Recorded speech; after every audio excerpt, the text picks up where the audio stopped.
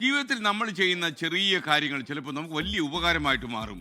പരീക്ഷ ഹാളിലേക്ക് വാച്ചും കുപ്പിവെള്ളവും എല്ലാം എടുത്ത് പോകുന്നവരെ കണ്ടിട്ടില്ലേ? ഇതൊന്നുമില്ലാതെയും ആളുകൾ പരീക്ഷ എഴുതാൻ പോകും, പരീക്ഷ പാസ്സാവും, ചില ആളുകൾ തൂക്കും, അതൊക്കെ സംഭവിക്കും. പരീക്ഷയുടെ അവസാന നിമിഷം ഒരു പാരഗ്രാഫ് കൂടി എഴുതാൻ ബാക്കിയുള്ളപ്പോഴാണ് നിങ്ങൾക്ക് സമയം അറിയാത്തതിന് ബുദ്ധിമുട്ട് ചിലപ്പോൾ മനസ്സിലാകുക. അയ്യോ സമയം കഴിഞ്ഞു. കുറച്ച് കടുപ്പമുള്ള ചോദ്യപേപ്പറാണെങ്കിലോ ഇടയ്ക്ക് കുറച്ച് വെള്ളം കുടിക്കാൻ കിട്ടിയിരുന്നെങ്കിൽ എന്ന് നമ്മൾ അറിയാതെ ചിന്തിച്ചു പോകും. അപ്പോഴാണ് കുപ്പിവെള്ളവുമായി വരുന്നവരെ കുറിച്ച് നമ്മൾ അറിയാതെ ആലോചിച്ചു പോകുക. ഒരു വാച്ച് ധരിച്ചതിൻ്റെ പേരിൽ ജീവൻ തന്നെ തിരിച്ചു കിട്ടിയ ഒരാളുടെ കഥയാണ് ഞാൻ ഇന്ന് പറയുന്നത്. വിയറ്റ്നാം യുദ്ധം നടക്കുന്ന കാലം.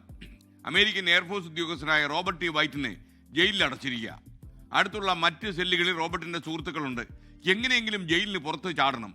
അടുത്തുള്ള സെല്ലുകളിലെ സുഹൃത്തുക്കളെ കൂടെ കൂട്ടി അവരുടെ സഹായത്താൽ ജയിലിൽ നിന്ന് രക്ഷപ്പെടാൻ കഴിയുമെന്ന് അദ്ദേഹം ആലോചിച്ചു. അങ്ങനെ രക്ഷപ്പെടാനുള്ള വഴിയുള്ളൂ. ആകെ കയ്യിലുള്ളത് ഒരു മെറ്റാലിക് വാച്ചും. എന്തു ചെയ്യും? എല്ലാ ദിവസവും വൈകുന്നേരം 3:15 റോബർട്ട് തൻ്റെ മെറ്റാലിക് വാച്ചിൽ 3 തവണ വിരൽ കൊണ്ടും തട്ടും.